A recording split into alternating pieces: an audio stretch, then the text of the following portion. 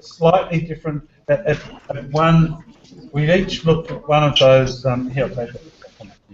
One of those aspirations and actual practices, and each group has taken notes. So what I'd like us to do is actually have some feedback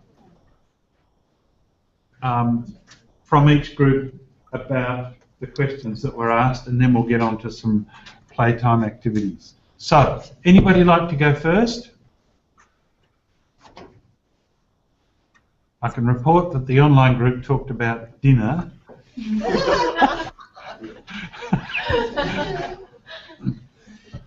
But they did talk about other things. So, come on, who's going to go first? Come on, Trish, you're going to go. Okay. You'll have to come out here. Oh. Trish is going first. And other stuff, yep. Now.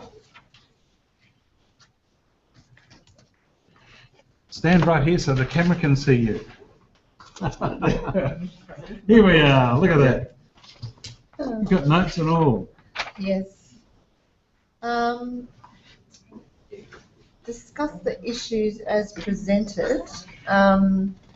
We just looked at, first of all, that it is an online environment, and that particularly in high school, more than primary, that they are exposed to other online things, and so rather than just ban it, to look at ways of teaching them how to deal with it. And I think we mentioned a few things. First is what you do with a troll, is that to teach them to ignore them, and maybe to let your moderator know about it. Also, we looked at one part, and it talked about the terms and conditions of using it, but they said often these were only addressed after an issue had happened, and they listed 6 things: being respectful, offering constructive comments, giving credit, be honest, keep personal information private, and help keep the site friendly. So we discussed ways, maybe as teachers, of addressing these issues beforehand. And I think at our school, they sign a terms and condition agreement of use, and I think there's consequences if they break those, being able to be access to sites or use of their Android. That was some of the ways. What about your moderator's role? Moderator's role, we said it depends on your intention of how you want the site to be used, whether you want to role model and be part of it and model to the students some of the things that you've done, and then even ones that you've made mistakes on, so that the kids can see and learn from that, or whether you want to give them more ownership of it and step back and allow them to take more initiative. So we sort of talked about really what your intentions were, learning intentions. Thank you very much. Ted, we forgot Kath. We got Kath. Oh, Kath, yeah, okay. Let's see if I can invite her. Thank you very much. You keep talking and I'll keep typing. Anybody got any comments on that, or we'll just keep going with the others? Who's next? Come on. Goodness gracious. This table? Bring out the evil empire. Come on. Here we go.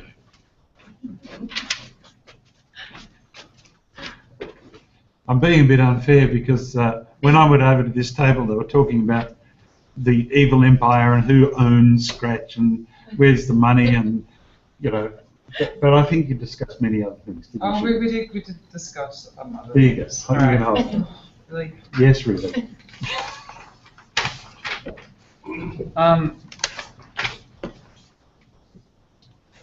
We had a couple of issues with Scratch, by the way. Well, we did have a couple of issues, so and we tried to keep it positive. But one of the major issues we had was everything you put on to Scratch is part of the public domain. Mm-hmm. So once it's put up there, you can't take it back. You can, can't you? You can take it back, can you? I think you can delete. Yeah. You can delete, but somebody could just link towards it or copy it. Yes. Which is terrible if you're a student and have your work placed up there. It could be slightly embarrassing. What else? You could have fake IDs with that site as well. So you could have like 35-year-olds posing as students and trying to convert students to particular political ideas, which is a problem with that kind of site. We also talked about trolls and teaching the students about cyber safety before they go on to sign up to that site. Sorry, teaching before is probably a good idea. Oh yeah. But with the teaching in context is possibly have a because I can tell you, you tell a child you have to be safe online, but until they actually, but it is a process, isn't it? Yeah. Yes. And usually, if you're specifically teaching to one area, they probably aren't paying attention. No, that's right. That's right. Today we're going to talk about safety online. So 24 children fall asleep. And then we all go online. So what we were talking about is having students monitor other students as well, Yep. and getting rewarded for moderating other students. It's a nice idea. It is a nice idea. Yeah. Dobbing your mates. Yeah. Well, anonymously, of course. Okay. Of course. And they would get rewarded with points or pictures. And bashed up after school. Yeah, that's what I thought too. I'm like, really? That person has a lot of points. I wonder where I got all those points from. All right, I think that's about all. Thank you. These are not. I mean, I'm being a bit flippant here, but these are not small issues. They're not small issues, but the notion of engaging young people in communities, online communities, we can't just pretend. We have to have solutions, we have to try, but I think there's levels of trust and protection that we have to engage in as well. Obviously, your schools will have some of those guidelines already. Last group. Come on, you can do a tag team if you like. Oh, look.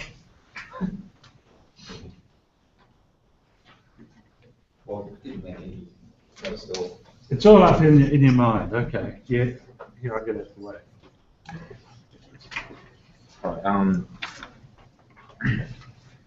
There, come over there. so the issue. Clean that mic up. Yeah, you're not the last, I forgot. Yep. Okay. We start from the issue, diverse creative expression and the conflict of interest in Scratch. Well, we actually went deeper because we thought that there's a philosophical problem behind that, because we think creativity is the drive to push the society go forward. But then without conformity, nothing's going to move, because they will just go all directions, not one direction. So I think in a school environment, we should lay a basic level of conformity, so the students will behave first of all, and then we give them freedom to achieve creativity in the environment.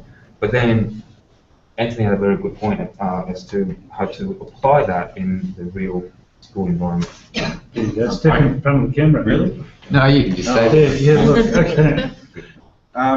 So we were talking philosophically about whether we would apply a top-down or a bottom-up approach in terms of moderating behaviour, and there's a dichotomy between creativity and conformity. So as if we're talking about in a school environment, we have to manage that. So we don't want them to become creative and exploit the space in terms of whether it be socially or physically abusing another or taking advantage of it.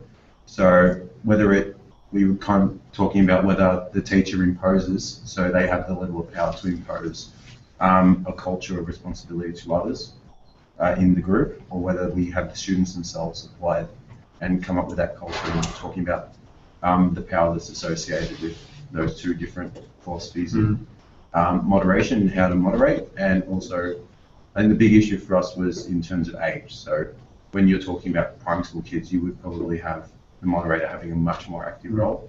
And as the students get older, you become more I kind of call it like a voyeur of the space. You were more just a reviewer rather than an active participant.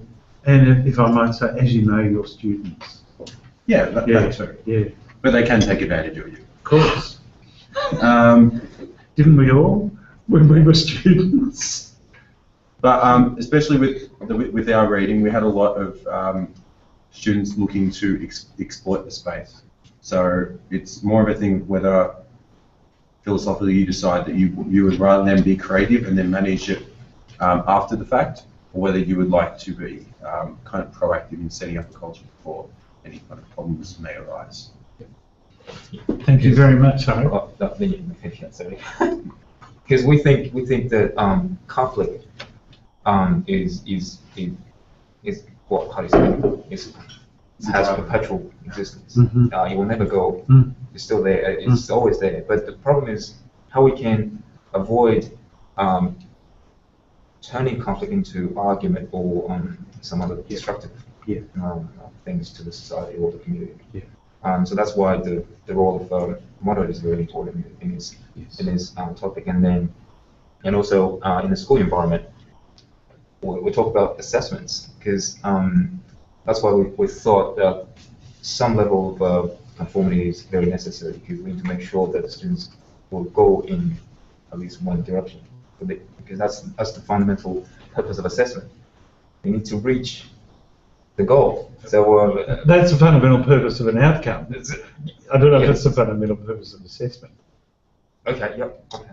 Oh, yes. Yes. Yeah. I know what you're saying. Yeah. Okay. You can have a wide goal. It's not narrow. Yes. Because I was thinking, what makes mountains? Is the conflict between different plates of land, and then they together to exactly they come against each other, then they make the mountains. Yeah. So if there's no conflict, then we'll be living in a flat world. Yes. Nice analogy. Landscaping and anything. So yeah. Well, thank you. I'm going to hand over to the last group who I forgot before, and it is interesting though because we just had the philosophical discussion about control and self-control, and I see Foucault made an appearance in the chat up here, and very much he is very much about what happened to Foucault. Oh, here we go.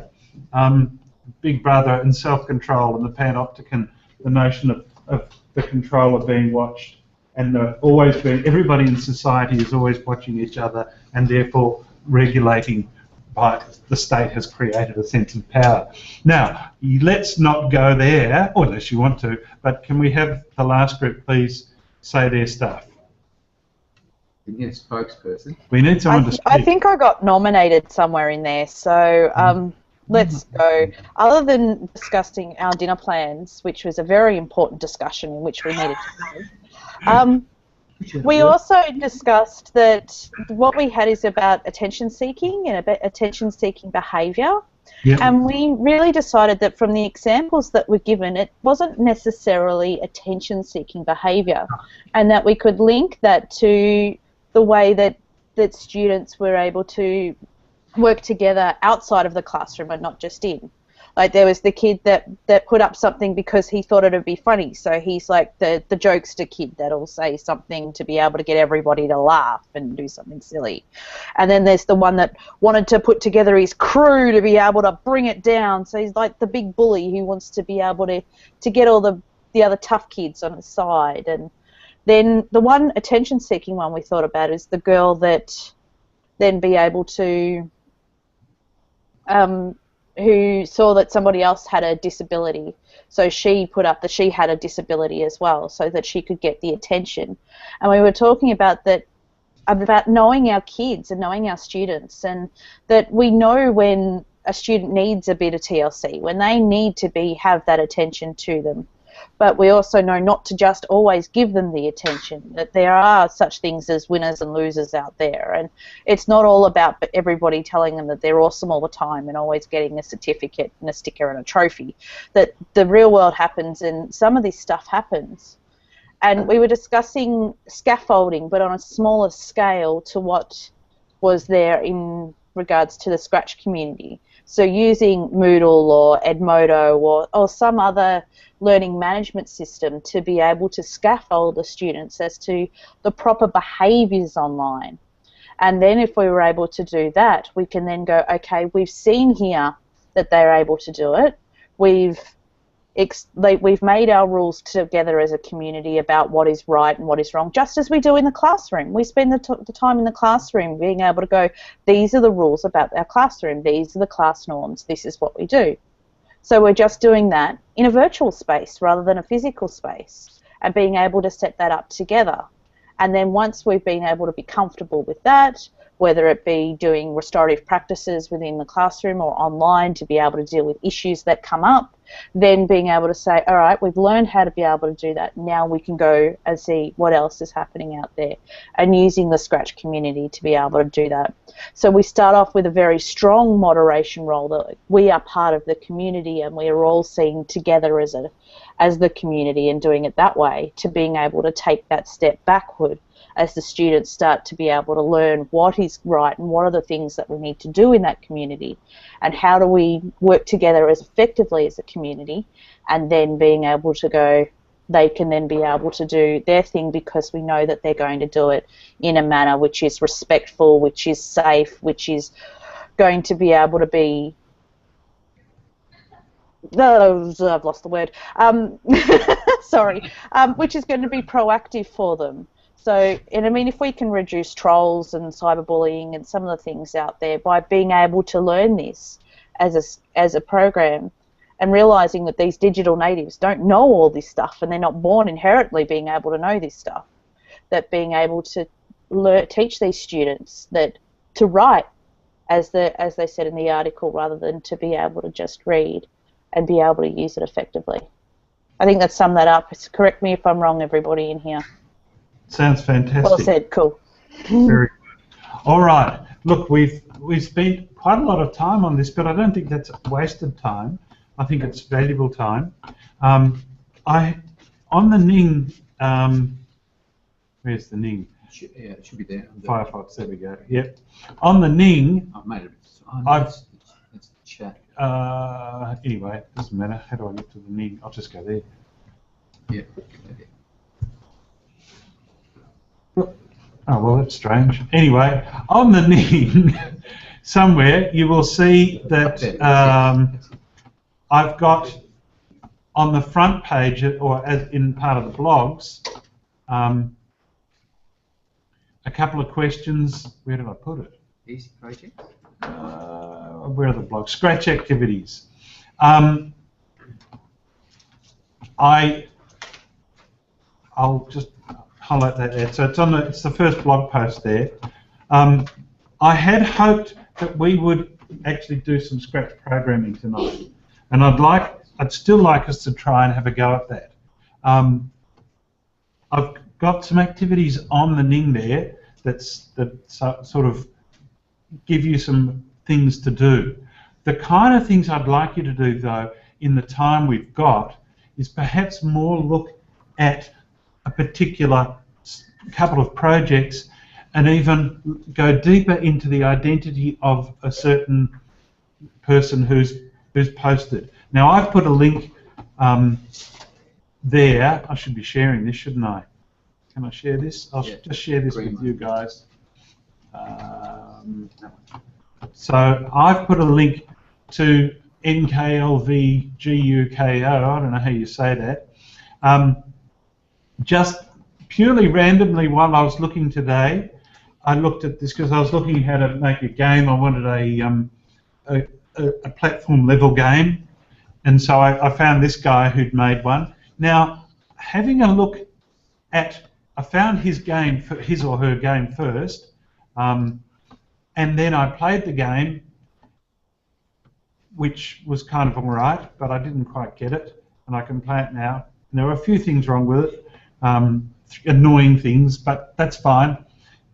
Every time you get lost, I didn't quite, oops, anyway, so I wasn't very good at that game, but down below are a number of comments made by followers or people or friends. So then I went to his game, his page and looked at the way he structured himself online, how many he's sharing projects. He's got favourite projects, 534 favourite projects. He's part of studios, and he's curating studios. I don't even know what that means. He's following 952 people, and he's got 240 followers. I'm saying he, I just don't know why I'm saying that. But anyway, I want you to have a look at this, and I want you to have an investigation of the kinds of discussions that are going on in there. But I would also like you to look at one of these games, or one of your own, any game on the Scratch community, and kind of just look at whether you think, you know, is this really sort of dumb? Is it really basic? What would I do? And for those of you who can have actually programmed in Scratch, you might know some of the challenges. But as soon as you've logged in, you don't even need to log in. Look at that. You can see the code if you press the C inside button. You can see the actual code. You can see how it works. You can do that with all of the games. So have some time. I would. Do you think they should just try the short tutorials too? Yes, there's some. If you go straight to Scratch, if you just click on the Scratch icon, I think you go straight into the opening homepage for Scratch, and on that they've got a link to the tutorials. I've got Doctor Who happening here. Wow, that's fantastic.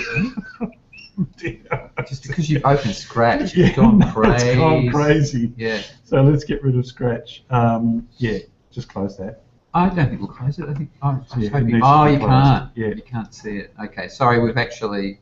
But the Scratch website, if you click on the Scratch icon, you go to the home site, or you just delete all of the extra subdirectories at the end of the address. Go back to the home site. If you want to just have a quick play of the tutorials, they show you how to drag some of the commands onto the Scratch activation zone, how to actually change those ever so slightly and get a little. They've already got a sprite. They always start with a little cat. I don't know if it's got a name, that cat. No, it hasn't. I haven't given it one. Anyway, it's like the turtle in logo. It's there for you to play with. You can actually change that sprite, or you can add additional sprites, but the tutorials will actually go through those first couple of steps. We thought it best to actually do this in pairs, like one person sees whether they can actually find the tutorials and see if they can actually activate some of the Scratch mechanisms from those tutorials. And the next thing, obviously, was what Nick said. That is to go to the display site, which is on the blog for the Ning, and have a look and just choose one or a couple of actual kids' Scratch projects and see if you can work out how they work, and then have a look at their profile and what that particular student is doing, or whether or not they're actually a member of any other parts of the Scratch community in terms of curating or lots of friends and so forth. We'd love you to have a go at just, if you haven't tried Scratch, it is designed to be, played around with and just to try it out. You're not building anything that goes to be shared. You just can play around with it before you even become a member. You don't have to join Scratch. You just go straight in there and just use it. It's a web-based environment. And so it's got a couple of tutorials that are really straightforward. Where are they? Get back here. I'll share this screen now. Yeah. Right, so you can see the Scratch Try it out. screen. Just click on the Try It Out. Click on the Try It Out button. So if you go to the home page of Scratch and click on Try It Out, it will then set up the kinds of things you need to do. If you have no idea, what we're trying to do, these things that sit on the stage are called sprites. They're objects that can be programmed. The background can have some commands done, but let's not worry about that yet. You can add new sprites just by clicking the New Sprite button. Cancel that. Or you can paint your own, of course. And that's just a question of Got half a screen here. I've got half a screen there, Yeah. drawing something. So I've created a sprite there. Good. The tutorial is on the bottom right-hand corner of Nick's screen at the moment. So he's actually hiding most of the screen. If you wanted to, this is the tip screen that you've got open. If you go through each one of those steps, it'll show you how to move the sprite, how to add a sound to a sprite, how to start it dancing. I mean, it is very clear in the instructions how to do it. It's just a matter of following that. Work with a partner, and you can actually work it out pretty quickly how you actually build a little, action based upon. I can't get out of here. You can go back to scripts. Click on the scripts one, Oh, there you go. and then there's you can drag onto this side the other elements. Because we've got a constrained screen. He can drag out when started, when the flag starts. You can put a motion in. So click on moves 10 steps. So that's just these click together. Now, if he clicks on the flag, his sprite, which is that obvious squiggle, will move 10 steps. But he can turn it 15 degrees, or he can actually have other controls, or have a sound added to it, or change its color.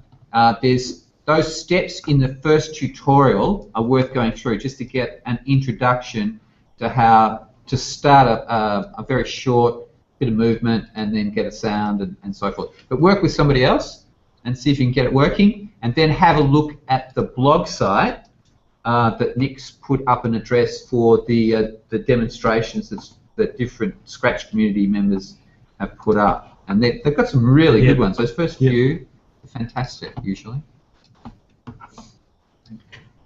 We're still here. Good. We weren't sharing any of that, by the way. We were shared some. Oh, Yeah, okay, good. it shared, didn't it? It shared? No? No, you didn't see it. Sorry, you're going to have to go. It's the problem with working with two screens. Flash wouldn't. So the shockwave or the Flash plug-in. It's probably interfering with Google. Was interfering Google and Scratch. Okay. I'm going for a walk. So you guys, I'm just going to turn off the broadcast because you're probably going to have to work by yourselves on this unless you want to keep. I'll keep this going so you can actually talk to each other if you find the Scratch site, and just have a look at the tutorial, and then maybe go to the blog on the Ning, and I think Nick's got that lovely address there, scratch.mit.edu is where to start, but then he's got the project's website up in the blog. Doesn't work on that. I know. Right. There you go. The limitations. You got a Scratch going? Have you done it before? I've done it before. Probably about